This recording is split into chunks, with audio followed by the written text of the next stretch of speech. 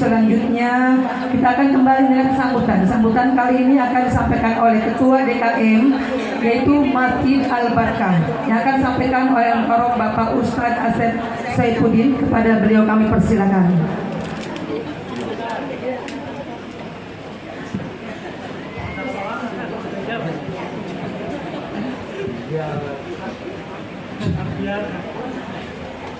Assalamualaikum warahmatullahi wabarakatuh.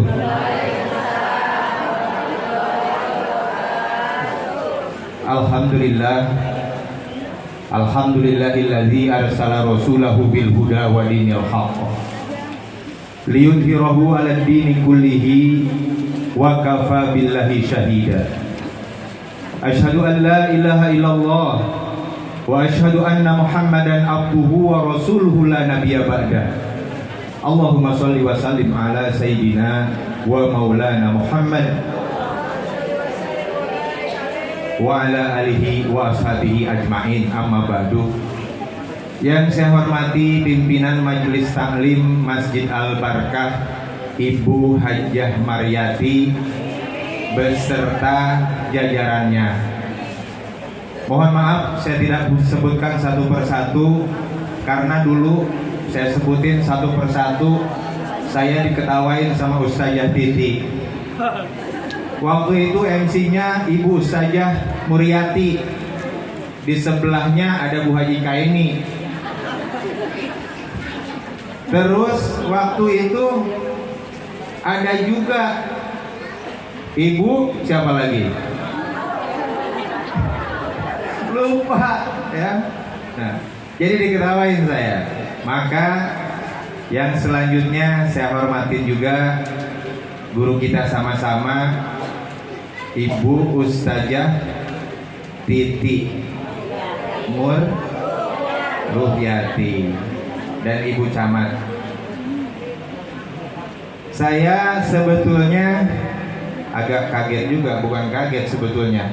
Mungkin ibu-ibu hadirin jemaah yang dirahmati Allah Subhanahu wa taala, baru kali ini fotografer suruh sambutan. Baru kali ini apa enggak? Tadi MC lupa, sebetulnya sekalian ceramah. Betul apa enggak? Tapi waktunya enggak lama katanya, 30 menit. Saya sebetulnya pengen 2 jam. Jadi cukup 30 menit, tapi saya minta tambah 10 menit jadi 40. Nah, nanti kalau zuhur dikit Bang Amin, nanti kita tunda sedikit zuhurnya sampai jam 12 ya. Insyaallah, mudah-mudahan. Pertama, marilah kita panjatkan puji serta syukur kita kepada Allah Subhanahu wa taala. Salawat dan salam kita sampaikan kepada junjungan alam Nabi kita Nabi Muhammad sallallahu alaihi wasallam, keluarga, sahabat dan pengikutnya hingga yaumil kiamah. Mudah-mudahan Allah Subhanahu wa taala memberikan keistiqomahan kepada kita sehingga kita di yaumil kiamah sama-sama mendapat syafaat dari Rasulullah sallallahu alaihi wasallam. Amin ya rabbal alamin. Saya salut sama ibu-ibu, ini yang pertama ya. Yang pertama adalah sambutan. Saya salut sama ibu-ibu Majelis Taklim Al-Barkah sampai bisa ngumpulin sekelurahan Dukuh. Subhanallah. Akhirnya karena saking semangatnya Bu ya, ini saya curhat sedikit. Akhirnya yang tadinya bapak-bapak mau ngadain maulid besar-besaran, akhirnya ngalah. Ya udah ibu-ibu aja deh ya, silahkan gitu. Ibu-ibu silahkan sampai tenda, lihat dari ujung ke ujung ya. Subhanallah, soundnya gede-gede banget. Emang begitu Bu, kalau bapak-bapak di mana-mana kalah, betul apa enggak? Kan? Aku semua jadi jagoan di rumahnya. Subhanallah, kalah kita sama istri, betul apa enggak? Nah, maka untuk itu marilah kita siarkan Masjid Al-Barkah ataupun majelis taklim dimanapun, seperti tadi yang disampaikan oleh Ibu Camat. Subhanallah, ajak kita bersolawat, ajak kita berzikir. Itu janji Allah Subhanahu wa ta'ala. Kalau kita dekat dengan Allah, kalau kita dekat dengan ibadah majelis taklim, yakin jauh bencana dari kita. Kenapa kita sering bencana menghadang negeri kita, atau paling kecil keluarga kita? karena mungkin salah satunya kita kurang dekat dengan Allah Subhanahu wa taala. Itu saja sedikit sambutannya ya. Itu. Saya bersyukur, terima kasih. Jazakallah khairan katsiran. Yang berikutnya masuk ke tausiah yang insyaallah akan saya sampaikan kurang lebihnya 30 menit. Kenapa Bapak Ibu hadirin jamaah yang dirahmati oleh Allah Subhanahu wa taala, kita harus cinta kepada Nabi kita Muhammad sallallahu alaihi wasallam. Ini ustadznya sudah datang, kita break dulu. Ya ahlan wa sahlan ya. Badru alaina min saniyatil wada wajaba syukru alaina mada'alilahina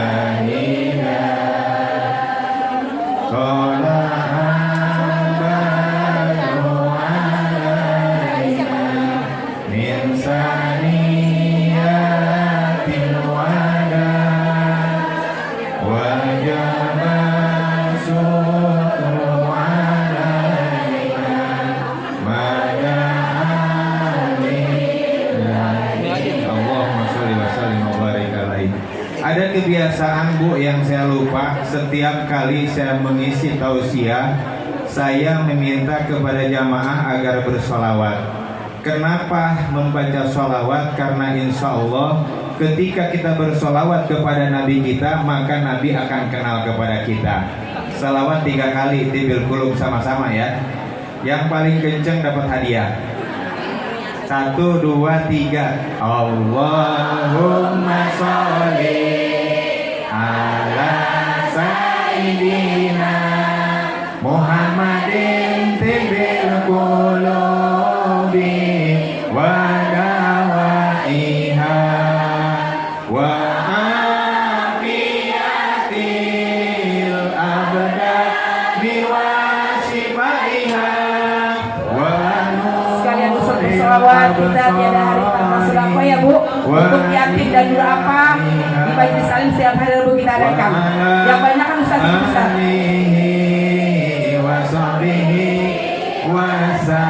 Sama-sama. Allahumma sholli ala sayyidina Muhammadin tibil qulubi wa dawaiha wa afiatil abdani wa shifaiha wa nuril absari wa diyaiha wa ala alihi wa sahbihi wa sallim. Allahumma sholli ala sayyidina Muhammadin tibil qulubi wa dawaiha wa afiatil abdani wa shifaiha wa nuril absari wa diyaiha wa ala alihi wa sahbihi wa sallim. Allahumma sholli wa sallim wa barik alaihi. Ibu-ibu hadirin jamaah yang dirahmati oleh Allah Subhanahu wa taala, kenapa kita harus cinta kepada Nabi kita Muhammad sallallahu alaihi wasallam? Cinta itu merupakan satu kunci ketika kita dicintai oleh Allah Subhanahu wa taala. Allah Subhanahu wa taala berfirman, "A'udzubillahi minasyaitonir rajim. Qul in kuntum tuhibbunallaha fattabi'uni yuhibbukumullah wa yaghfir lakum dzunubakum wallahu ghafurur rahim." Katakanlah wahai Rasulullah, apabila kalian mencintaiku, maka ikutilah aku. Setelah kita mengikuti Nabi Muhammad SAW, yuhibbukumullah, niscaya Allah akan mencintaimu. Wa yaghfir lakum dzunubakum, dan Allah Subhanahu wa taala akan mengampuni dosa-dosamu. Wallahu ghafurur rahim. Allah Subhanahu wa taala Maha Pengampun, Maha Penyayang. Bapak Ibu hadirin jamaah yang dirahmati oleh Allah Subhanahu wa taala, kalau seandainya dibalik, biasanya para asatizah menganjurkan agar kita cinta kepada Nabi kita Muhammad SAW. Pada kesempatan ini saya ingin bertanya, dibalik pertanyaannya, kenapa kita harus cinta kepada Nabi kita Muhammad SAW? Kenapa?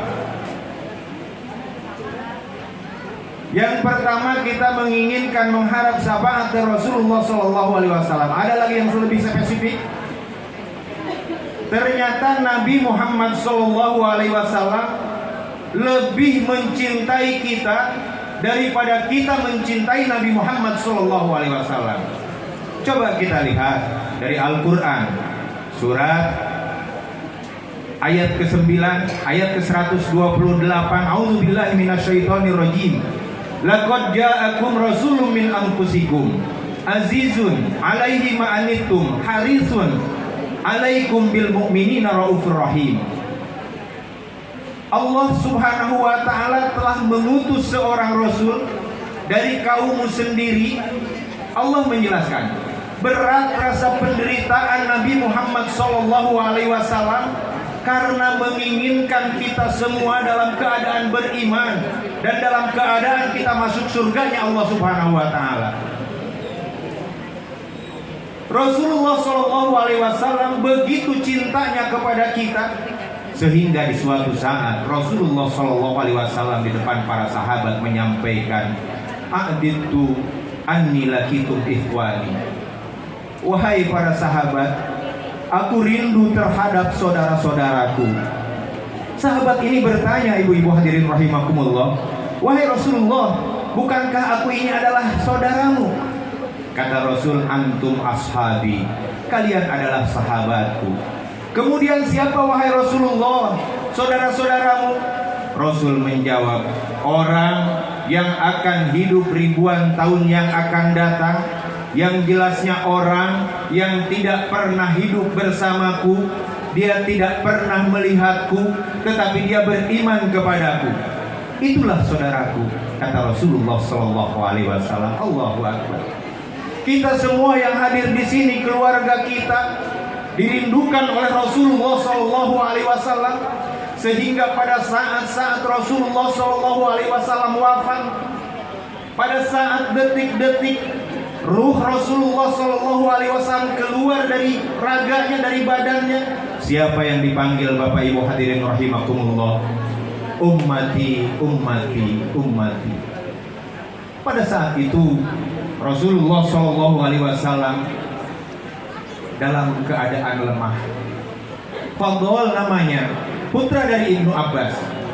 Dia membawakan wudhu terakhir Nabi, sedang Nabi dalam pelukan istri tercintanya Siti Aisyah radhiyallahu anha.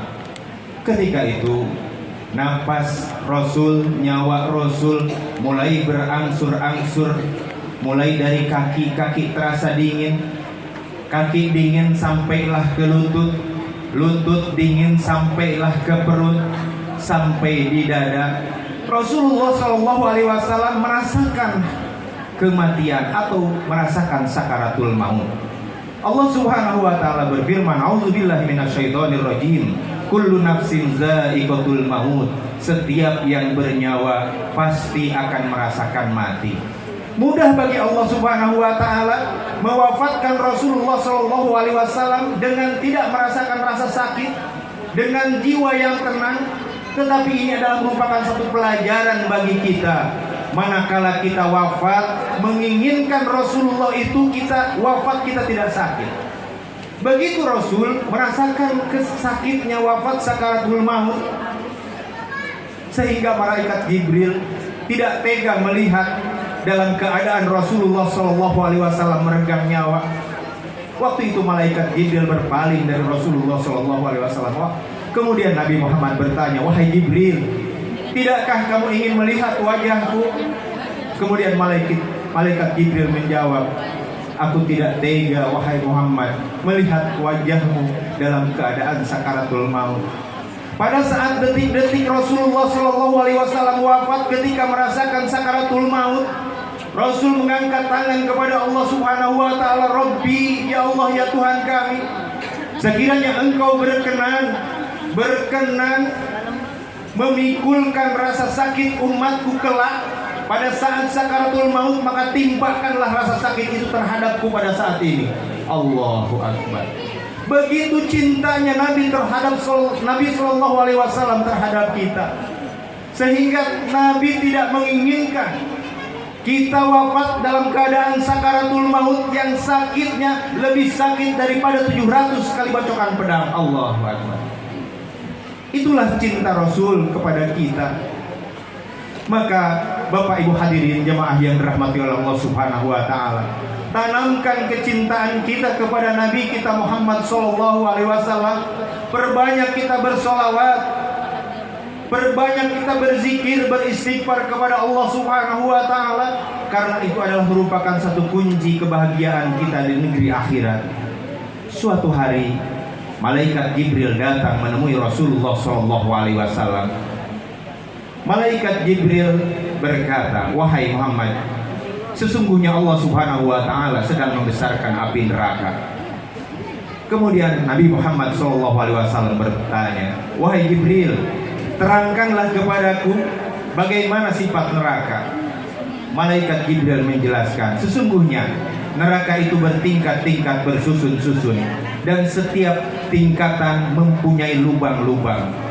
Jarak antara neraka yang satu dengan neraka yang lainnya seperti 70 tahun perjalanan. Begitu luasnya neraka, dan mempunyai panas 70 kali lipat lebih panas daripada tingkatan sebelumnya. Neraka yang paling bawah diisi oleh orang-orang munafik. Allah Subhanahu wa taala berfirman di dalam Al-Qur'an, innal munafiqina bidarkil asfali minan nar walam tajidalahum nasiro. Sesungguhnya orang-orang munafik ditempatkan adalah tempat neraka yang paling bawah, neraka yang paling panas, walam tajidalahum nasiro, dan tidak ada pertolongan bagi mereka. Kemudian di tingkatan yang kedua diisi oleh orang-orang musyrik. Di tingkatan yang ketiga diisi oleh orang-orang yang tidak pernah sholat. Allah Subhanahu wa taala menjelaskan dalam Al-Qur'an, "Man salakakum fi saqar?" Apakah yang membuatmu berada di neraka Saqar?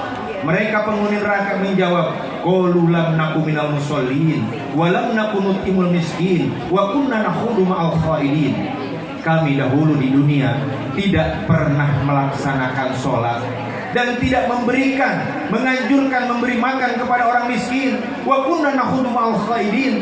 Kami justru selalu berada dengan orang-orang yang melakukan ghibah, fitnah, melakukan provokasi dalam kebatilan untuk menghancurkan kaum, untuk menghancurkan negara.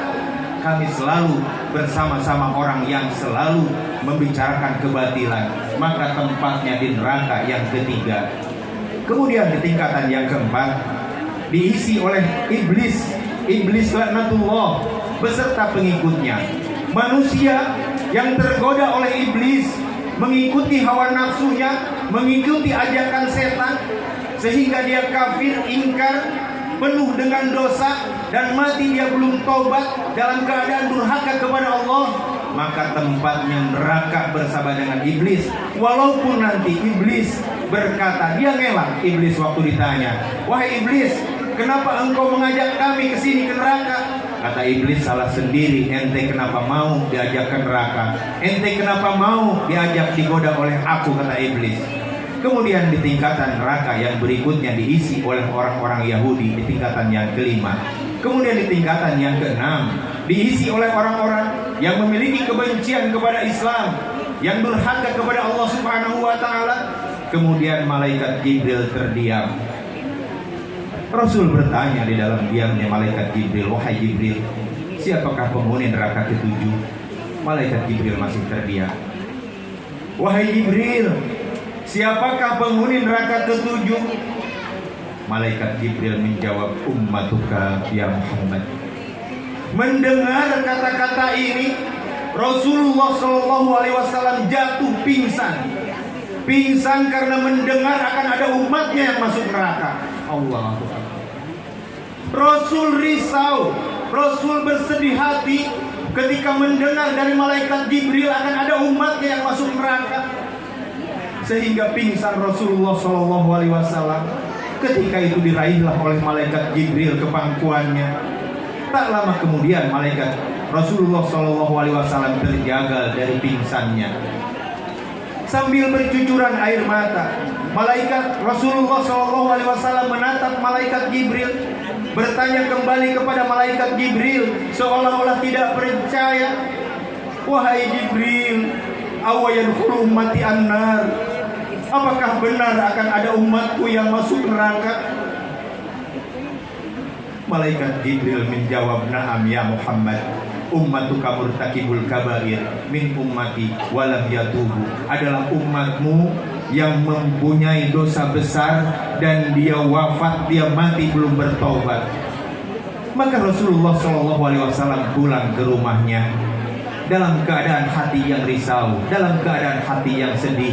3 hari 3 malam Rasulullah SAW tidak keluar kecuali hanya untuk melaksanakan sholat berjamaah.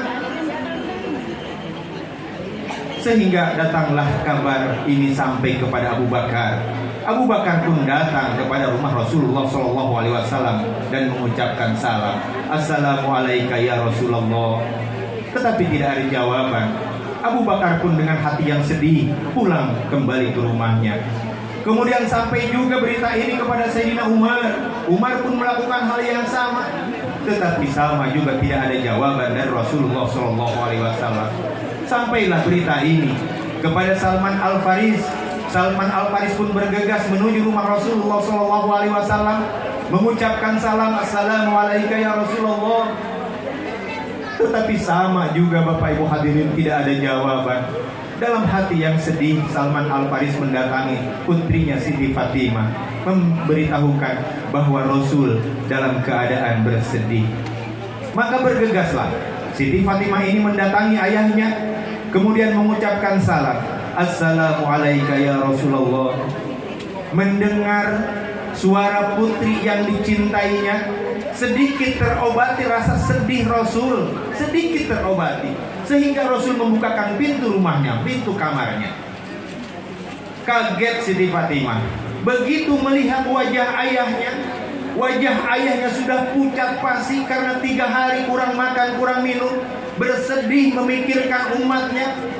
Siti Fatimah bertanya, wahai ayahanda, apakah yang membuatmu bersedih seperti ini, wahai ayahanda? Nabi menjawab, wahai Fatimah, bagaimana aku tidak bersedih, wahai Fatimah? Malaikat Jibril datang kepadaku dan memberitahu bahwa akan ada umatku yang masuk neraka. Allah. Beliau sedih ketika mengetahui akan ada umat yang masuk neraka. Beliau tidak menginginkan kita ini orang-orang yang beriman masuk ke nerakanya Allah Subhanahu wa taala, sehingga umat Nabi Muhammad SAW ini kalau tertusuk duri pun itu menjadi kifarat dosa bagi kita. Itulah cintanya Rasulullah SAW kepada kita. Coba kita lihat Bapak Ibu hadirin jamaah yang dirahmati oleh Allah Subhanahu wa taala.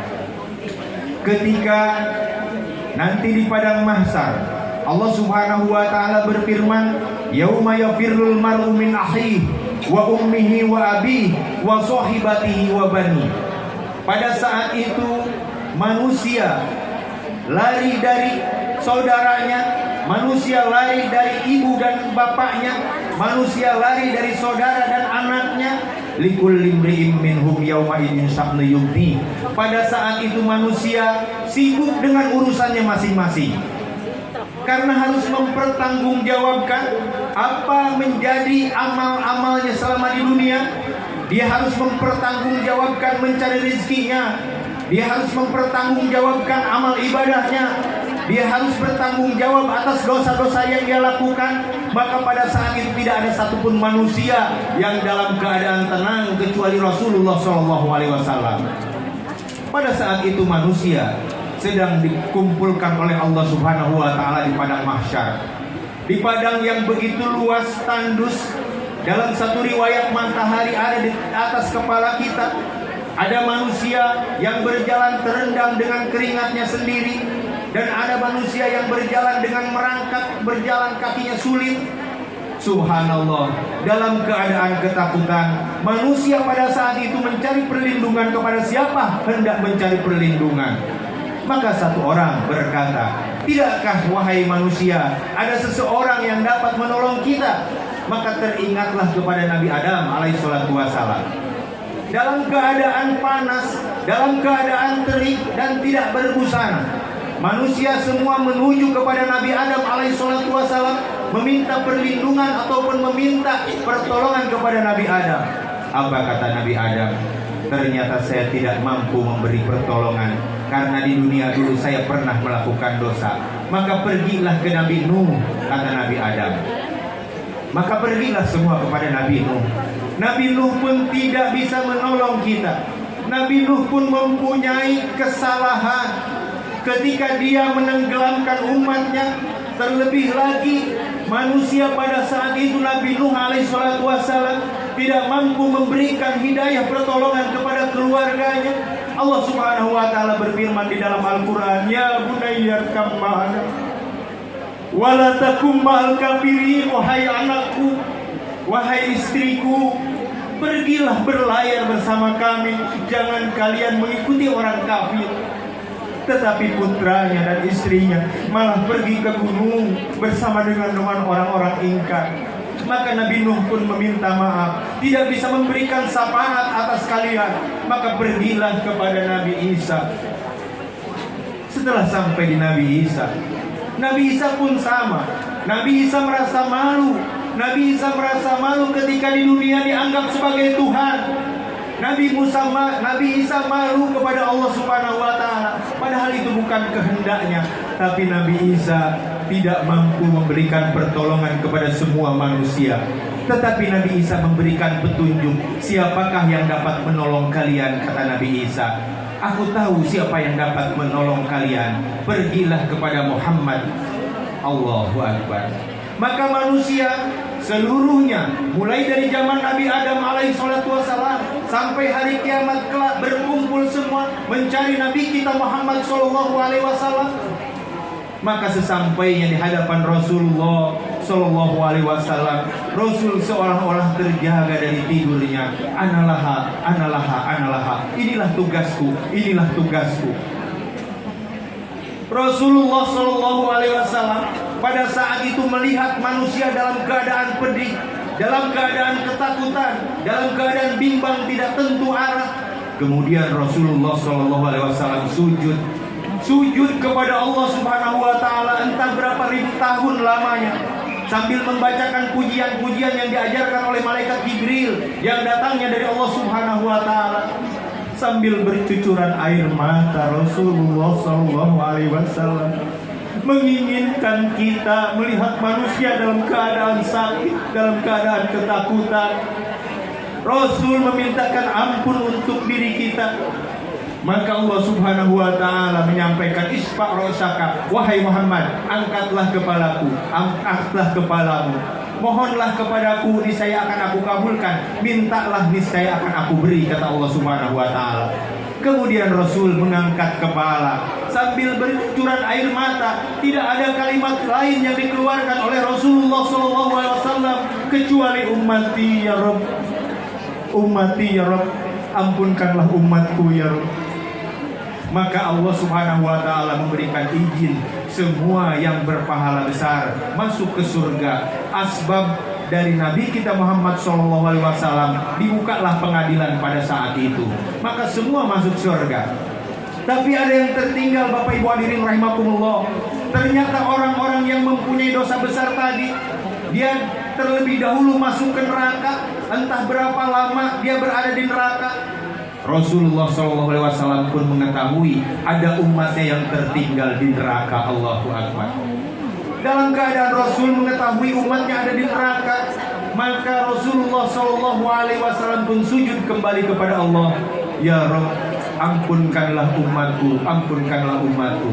Maka kata Allah Subhanahu wa taala, isfa' ra'saka, angkatlah kepalamu wahai Muhammad.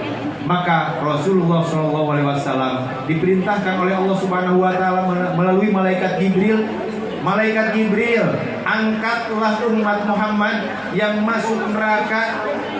Siapa saja yang masih ada iman di hatinya, walaupun imannya kecil. Allahu Akbar. Insyaallah ya Bu, walaupun iman kita kecil, maka Allah Subhanahu wa taala akan tetap memasukkan kita semua ke surganya Allah Subhanahu wa taala. Amin ya rabbal alamin. Tentu kita berharap kita semua yang kumpul hadir di sini diberkahkan oleh Allah Subhanahu wa taala dan tidak mampir dulu ke neraka, langsung mendapat syafaat dari Rasulullah sallallahu alaihi wasallam. Amin ya rabbal alamin. Kurang lebihnya mohon maaf apabila terdapat tutur kata yang kurang berkenan. Billahi taufiq wal hidayah. Assalamualaikum warahmatullahi wabarakatuh.